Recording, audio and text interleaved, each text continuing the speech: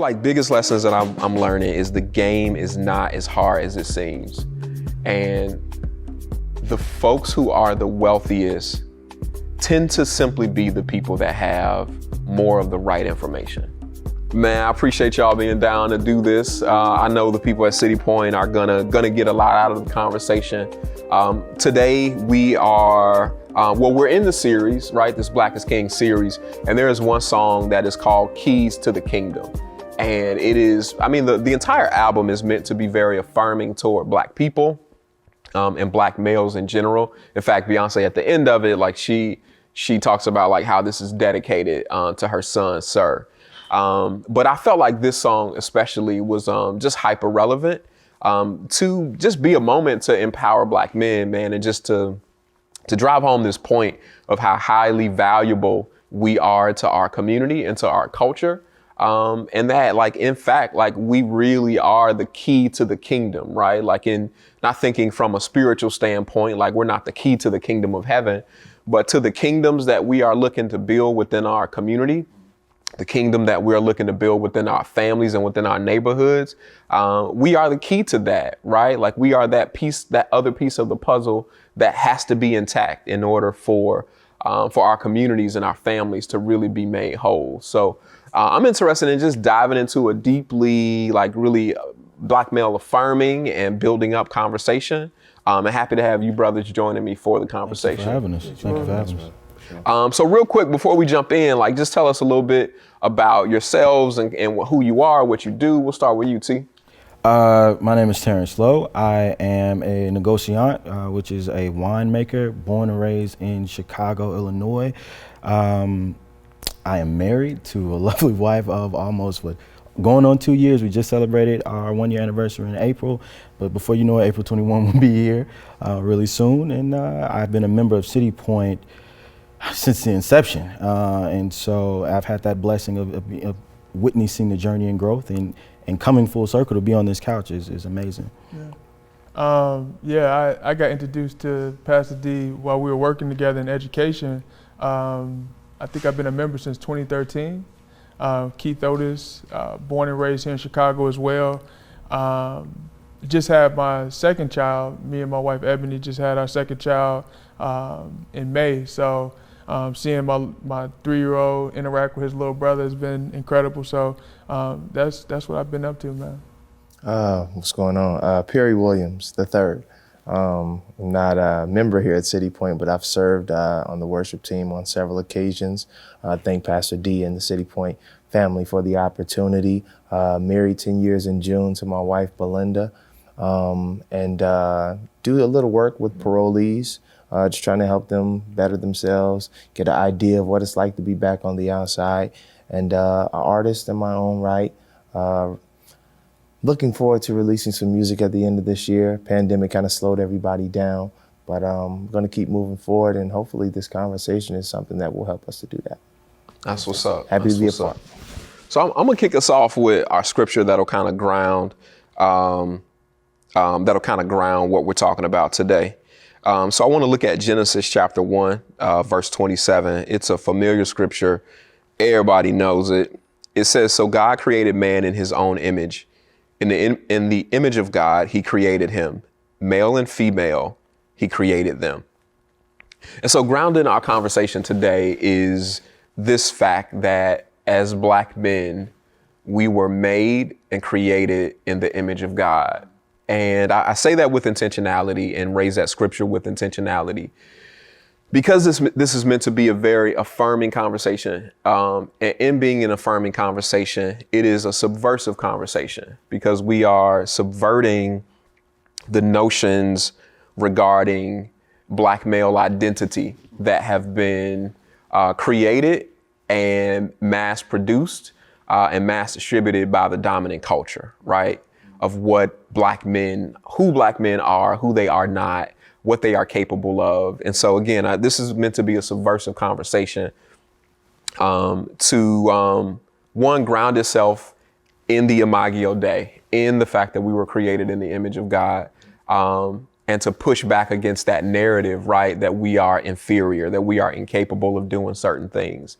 that we are somehow incapable of doing things that men of other races are deemed to be capable of doing. So I want to kick us off just kind of talking about the fact that Black men are crucial to both the community and the culture, right? And as we are, of course, pushing this message out to Black men that are going to be watching this broadcast, just would love to hear from you guys about kind of what that means to be crucial to the community and culture, and in what ways that is different from the messages that you have received from broader society.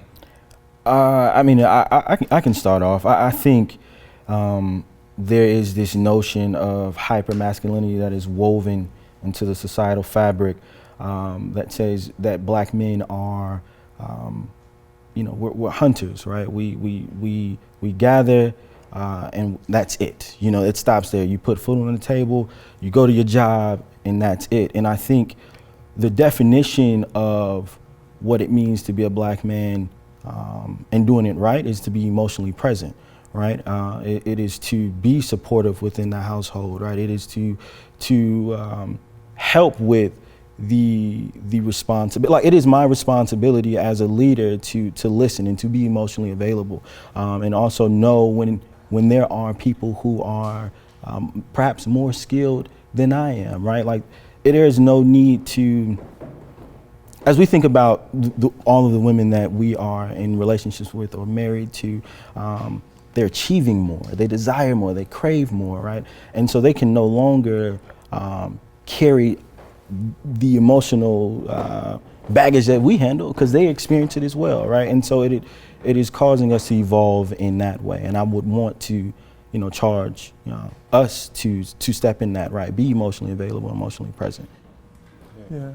I think on that note, it really causes us to take on both roles and truly be equal and truly be equally yoked, right? To have to collaborate and do what you can with whatever your situation is, but to understand that your presence is important, right? So I look at, having two sons, right?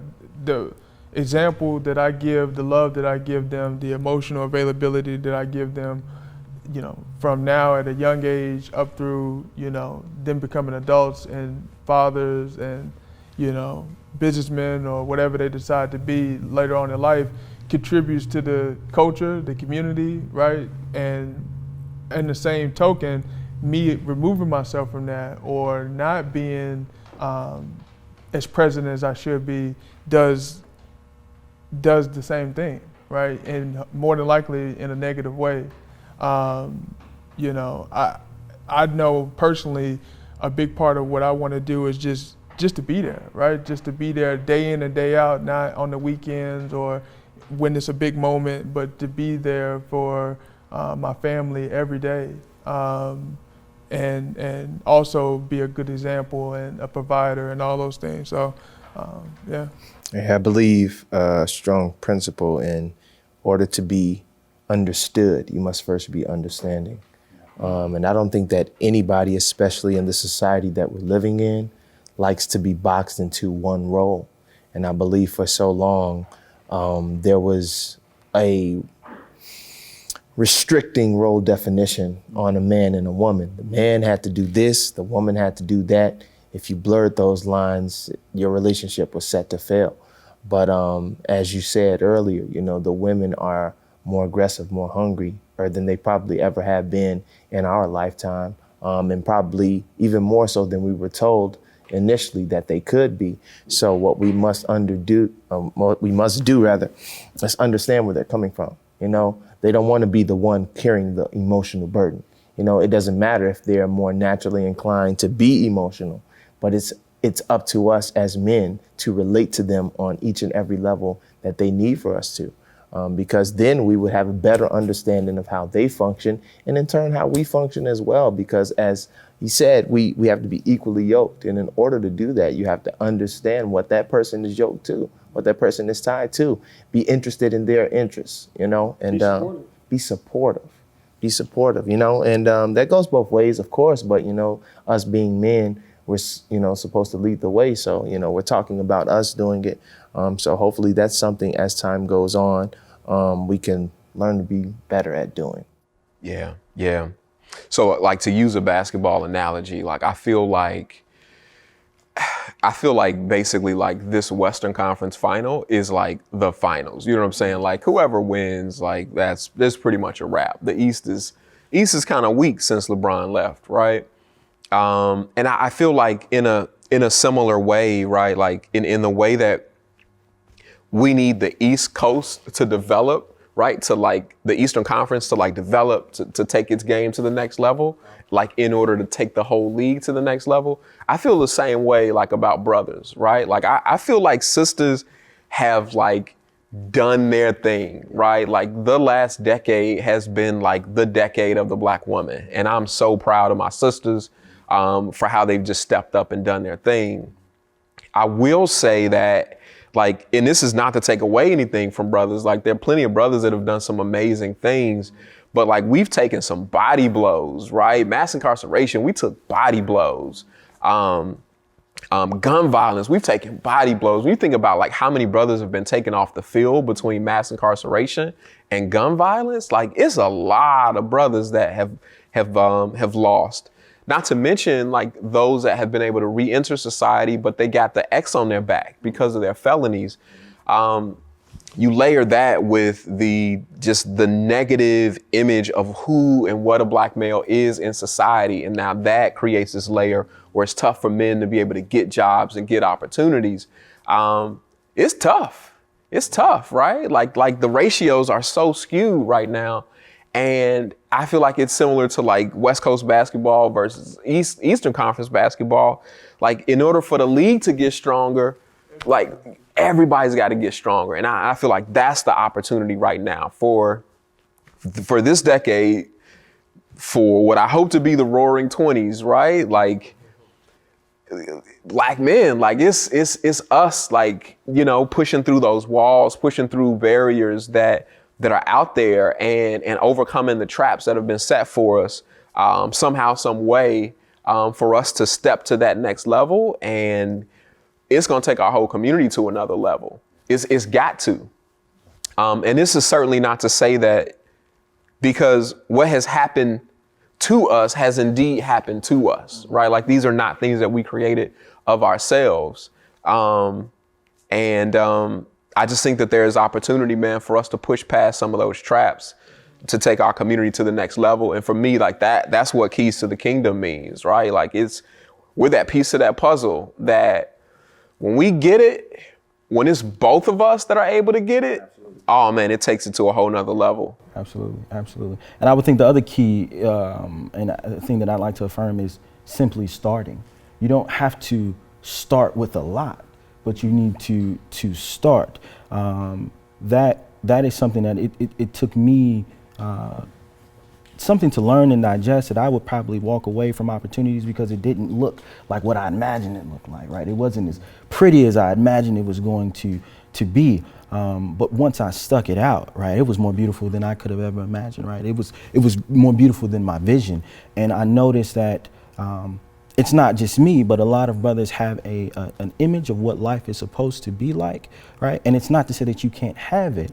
I would never sway you from that, but I think there are steps that you have to take in order to get that, work towards that life, right?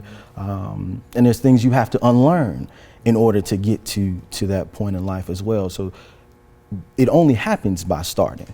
And to me, that's, whether that's talking to Keith or talking to Meech. Can I call you Meech on this? All right. I mean, so talking to Meech, it's having, I think the other key is having a circle, right? Having your board of directors for your life, if you will, right? People that will hold you accountable for the things that you said you wanted out of life. People who will check you when you are exhibiting that toxic masculinity or traits that are beneath you, because you want people to push you in the right space, not people that are going to encourage it, because you'll never break that cycle, right? And I think the board of directors is a key, and just starting is a key.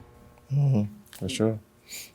not to I guess piggyback on the sports reference that Pastor D used, a player, and to even join in what you're saying, a team is only as strong as its weakest player.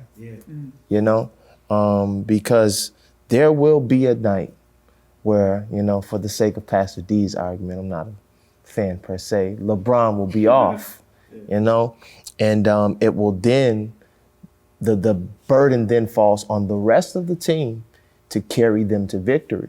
And even though that probability may be low because he's an efficient player, there will come a night. And that's when you need that strong team around you. And I believe what's happened to a lot of men in society, and I've been guilty of this myself in the past, we turn into these recluses, if you will. We have to cordon ourselves off. We don't want anybody working with our vision. We don't want it corrupted or polluted by other people's ideas. But there goes to the strong building up point that you were talking about. You need people that are going to take your vision, see it as you see it, maybe even some that have experience in that area that you're trying to walk around in, and help you build that. It's difficult to build something by yourself. It's very difficult, maybe I would even say impossible. You can build an idea out on your own, but to actually see that thing come to fruition, it's going to require some help, and the more help you get, the quicker you get to that. And starting, as you said, such an important thing, man. It's often said, or it's often been said, the journey of 1,000 miles begins with one step. One step, I think an inhibitor of starting and not looking what it looks like is probably because society said it's not supposed to look like that. You get what I'm saying? And being comfortable and confident in that vision, it could be as small as just doing the right thing, right? We talk a lot of times about barbershop talk, right? There might be conversations taken in the barbershop that we just kind of let fly because that's the space where it happens, right? But in that moment, you could challenge an idea, of what it actually means to be a man, help and educate somebody in that space. It's little micro things, right? I think even what you were getting ready to say too sounded like is if you're on that bench, be ready. For sure, 100%. And like you said, those micro, I think they're called microaggressions, where something is set up in society, and this is absolutely the way it has to be, because that's the way society is. And think about it, just go to social media. Nobody posts the lowlights. Everybody posts the highlights. Exactly. You should, though. You know what I mean? Because as we talked about earlier conversation, this is the process. I didn't start off a millionaire. I had to first get myself in order with this idea and then work my thousands and maybe sometimes take a few hits. But nobody wants to, nobody posts the hits. But that's the character development piece that we were talking about earlier. It's necessary. Those failures, they sharpen you. And they make you better. They make you not want to make the same mistakes because, man, I took a huge loss. I disappointed myself. I disappointed my family. We're going to also feel this. So, Father, help me to be better in realizing when I am making a mistake and then correcting that mistake. So, yeah. Man, I feel like that's one of the key things that the sisters have, right? That sisterhood that provides an emotional support where it is okay to fail, it is okay to be vulnerable, it's okay to come up short. We got you, we will support you. I don't feel like we have that as men. You know what I'm saying? I'll do it myself. You know what I'm saying? You know what I'm saying? We don't stand for each other, but we do stand for LeBron, Kobe. We're fine with that. That feels healthy, but to really have each other's back as brothers, I feel like, and maybe that's a part of the whole alpha mentality, right? You have to feel some kind of way about other people being the top dog and you are not. So if this brother failed, nigga probably won't go. He right. It wasn't for him anyway. You know what I'm saying? Had it been me, I would have did it this way. But man, if we can really get to that point, of seeing ourselves really as royalty. And I think that's probably the heart of it. It's because of this low self-esteem, this internalized inferiority, because of that, we have a hard time, feeling like we can even do it. So how can somebody else do it? But then I think if we can really get to the place where we see like our true potential, like what it really means to be made in the image of God, right? Which is literally like God made Adam, God made Eve to be like his mirror image, his identity, his ambassador on earth, like what it means to carry that kind of both responsibility, but also opportunity. If we can really internalize that, man, I think it helps take us to another level. I think too, Pastor D, as Terrence spoke of earlier, it's like that hyper masculinity and even toxic masculinity. It doesn't afford us the opportunity to be vulnerable with anyone, you know. And if you're vulnerable emotionally, you're weak. Oh, you wasn't gonna make it anyway. It's not for the faint of heart, you know. You gotta, but it's good, as to going back to what Terrence said, to have a circle that you can be like, man, I'm falling apart at the seams. I mean, I need help, you know. And most people won't ask for it because pride is another thing, because we've been kicked for so long. We've been pushed down for so long. When we get a little bit of air, we get our head above water. It's like, yeah, I'm above water, you know. I don't want anybody else pulling me down. I don't want anybody looking down on me ever again. So to fall again, it's humbling. But, you know, to have somebody that you can share that experience with and lift you back up is so important as well. Dare I say that to step into royalty, it is a war against toxic masculinity, right? You have to rid certain ways of thinking before you could ever, you know, show what it's like, what kingship actually looks like, right? It's not real kingship. If you are unable to be emotionally available or bear fruits that other people can eat from, right? One of the things that, you know, in the corporate world that I'm measured on, that actually weighed more than just my individual contribution was my leverage. What did you create that other people benefited from? And honest, I mean, it took me, like my first review, I didn't get it because my numbers are through the roof. And that's how I walked around. Everybody knew me because of that, right? I mean, I didn't have a background with the company, but I came in and I made sure that you know, that bravado came, you knew who I was, right? But that other piece was always lacking. I'd have a ton of remarks on how well I did for my individual contribution, but what did I create that the company, 10X was what they were trying to charge me with thinking. What did you do that Keith could run with, right? That Perry could run with, that Demetrius can run with? Because that is what true leadership looks like. Well, that's about seeing the big picture, right? Because your line of business only works with one piece of the pie, being able to create opportunities for other people to develop. And that we talked about earlier off camera about creating a kingdom, not having like this small footprint, but expanding your footprint. You have to be able to relinquish or delegate power, delegate responsibility so other people can use their expertise. And I think that's a big part of kingdom building and culture building as well. But right, and then taking it back to the household, right? It doesn't have to be monetary. Maybe I created time so that my wife can focus on what she needs to focus on, right? Maybe I picked up a chore so that she can focus on what she needs to focus on, because this is a shared responsibility. It just changed my way of thinking about what it is that I bring to the table in a team, you know, leadership perspective, and also when I'm dealing with peers. Like, the extension of my value is what I can give that you can then pass on to somebody else, not so much about the labor that I put on my back. But right, challenging that notion of what hypermasculinity is, it is going to cause you to take some of that off to step into royalty.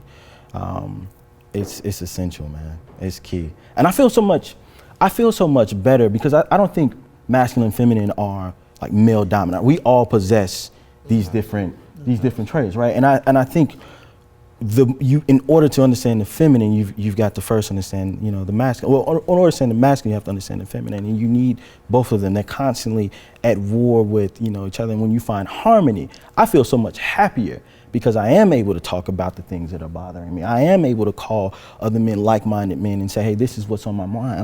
Am I right in this, you know, in this thinking? And it does take a communal feel, right? Like, if you do digging into it, loneliness and internalizing actually is a feminine trait, right?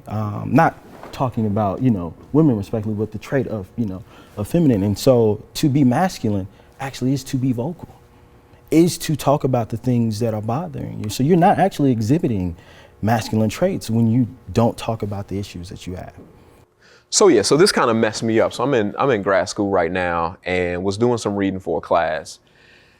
And the course is kind of deconstructing culture as well as like gender norms, right? And so one of the things that the reading talked about was how boys and girls are socialized through play, right? So for boys, and I definitely identify with this, our play is competition based. You know what I'm saying? Like when we play football, we're competing against somebody. Basketball, we're competing against somebody.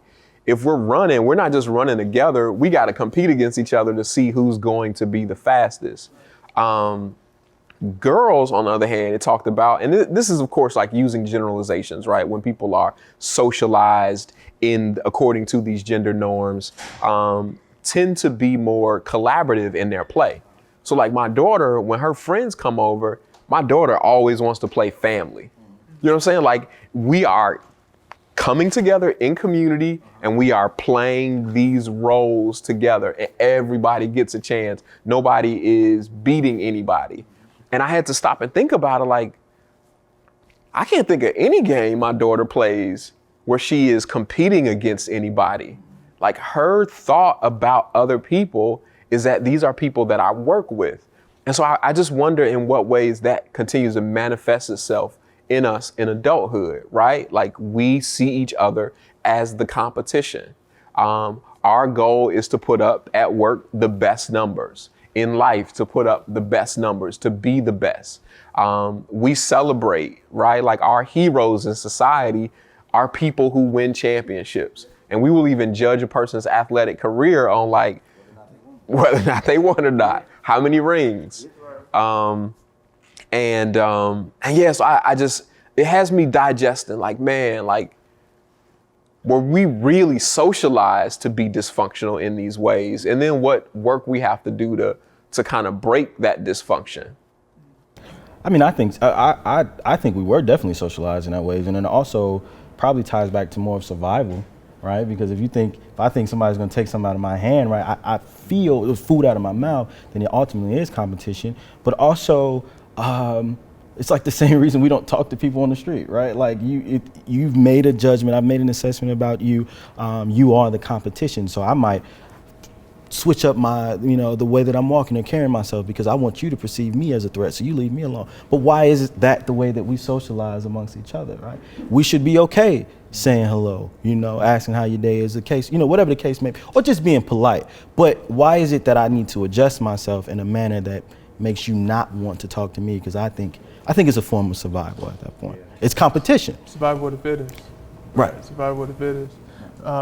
But when you're not in a scenario where that's relevant, right, it becomes destructive. It can become destructive, right, because you are making it something that is not. You're making an adversary out of somebody that isn't an adversary, and that doesn't allow you to allow other ideas and other viewpoints to come in. Yeah, I mean, I think Pastor D, what he said was really, really powerful. And what I got from is that we not even collaborate.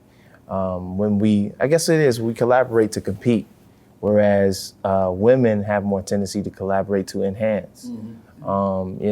His daughter enhancing the experience of her playtime by inviting someone to be a full partner in what she's doing, whereas the son, as he said, we may compete in basketball or football, and that's exactly what we're doing. We're competing.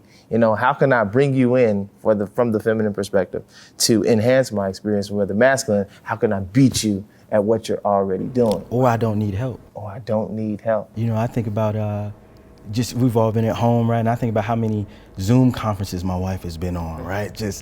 Countless ones, right? And this is just about women's fellowship, whether, it's in a respective career or just listening to leadership. And I'm like, I had to think to myself, like, did I miss mine?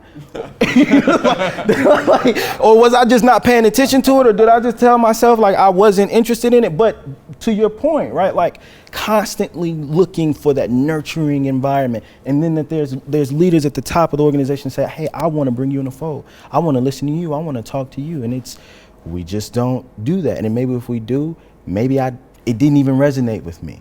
As you brought that to that point, like women constantly seek the community. The community. So I want to pivot us into, and we might end here, we might go into one final piece after this, but I want to push us on this piece about like really going after those things that either one, we feel that God has called us to, or just two, the way my theology is set up is God ain't got to call me to everything, right? Like God kind of functions with me like a basketball coach, right? Like here's the offense. I'm not calling out every single play from the bench. These are the rules. These are the boundaries. This is the offense. Run some plays. And so whether we're talking about what God has called us to or just opportunities that are out there, but going for them. Because I will have to admit, so this is me talking at 39. There is a strong portion of my life where my main competition has been my own internalized inferiority. And I have gone after or not gone after certain opportunities or pursued certain paths because I thought that they weren't for me as a Black man. So I just want to talk a little bit about disrupting that, whether it is anecdotal, like ways that you guys have disrupted it, or just ways that you need to push yourself to disrupt that. Because just to say this final piece, like for me, like that is when we talk about like kingship, when we talk about kingdom, like a part of kingdom building is going out to take the territory, to expand the territory, to grow the kingdom. And while the sisters are growing the kingdom, like sometimes like we're just back in the cut. Sometimes. And so I'm pushing myself to step out there and expand the kingdom. What does expanding the kingdom look like to you? Man, so I see it in multiple ways, right? Like if we want to talk about strictly from a professional standpoint. Mm-hmm. All right, I'm comfortable in this role right now, but is there more? Am I maximizing my potential or am I coasting along? So I see that as expanding the kingdom. Income growth potential. I think every couple needs to have a conversation about budget, about living below their means, but I think it can't stop there. I think it also has to be, like what other moves, what's the next move that we can make each person to increase the top line? So those are some of the pieces that I think about. Yeah, I think it is your responsibility, your duty to take care of things horizontally. So if that is at work and fulfilling the duties of the said role that you have, then also the home and what you do with that check, because ultimately you all have desire, we all have desire and aspire for more. When you rise to that next level, if you haven't taken care of the step before, you won't know what to do with it. It'll literally be insatiable at that point. Earning the money because you'll be in the same constant loop over and over again, spending on the same things, consuming the same things. I think expanding that horizon and territory is also letting go of certain things that you feel you're supposed to have right now. Mm-hmm. Right? You're supposed to have that car because that car will keep you back. You're supposed to have that, those shoes. I love shoes. We talk about shoes all the time, right? It's a bad habit, but it was something that I had to curve in order to expand so that other areas I could sow other seeds. Yep. Not forever, but for a point where my investments, I can now have fun with my investments. I'm not working to buy shoes. My investments allow me to buy shoes. So it's just a different perspective. And starting small, just start, right? You don't have to sow a lot of seeds to grow a plentiful harvest, right? You can start with one and take the seeds from that and plant some more. So what I'm hearing you say is create assets, right? Something that is able to work while you're not working, something that, yes, in the short term, you may have to go without, a car or a pair of shoes or whatever, but that sacrifice is gonna come back tenfold, later down the road. It's not sexy. Absolutely. Not having that nice car is not Right. does not look good, right? Not having those shoes doesn't look good. But having that discipline can give you even an even better car later, right? Because you can afford more by having not only a paycheck that you earn, but a paycheck that is unearned. Like we talked about earlier, money is made one of three ways: it's land, labor, capital. And for most people, what they have access to is their labor. And so every day they have to exchange their labor for wages. Like, how do we, I think the next level in our community is us thinking critical about, because when you're selling your labor, like, you are at the whims of people who are looking to hire out labor. And there's so much deep racism that comes into play when we have to go into that market in order to make money, right? People are making the decision, do I want to help uplift this black man's family, or do I want to uplift another white man's family? And oftentimes the decision gets made, the white man. Or when we are selling our labor, we are, selling our labor within a company that has a culture that does not lean toward us. And so many black men, like, regardless of level of education, like, they find themselves leaving corporate because it's just like, I'm tired of dealing with this. Like, I'm done with it. The bag is good, but I'm good. And so, the need to get ourselves to this place where, yes, I can sell my labor, I can exchange my labor for wages, but I'm able to take that money, use it wisely, defer instant gratification, and leverage that money to buy those other pieces that money is made out of, right? So of course we got the labor piece, but it's the land, right? Anything real estate related, and it's the capital, right? Like, that is money or any kind of fixed assets. So it's the need for us to step out, start to think different and start to build our community that way. The last thing I'll say about this particular piece is, I think that's the missing form of activism in the black community right now. Right? Everybody does not need to protest. Everybody does not need to march. Some people need to be the ones that go out to get the bag to help fund the movement. And in order to really get the bag, like, I think that there are brothers, and since we're talking about men specifically, brothers that got to think specifically about, is the way that I can contribute best to my race, best to my community, is becoming the next millionaire in my community, so that I can be the one to write the check for the bail money. I can be the one that writes the $250,000 grant for this nonprofit that's going to do this work. Otherwise, you're in a situation where we can have the activists, we can have the movement, but we got to go to the oppressor to ask them to donate money to our cause.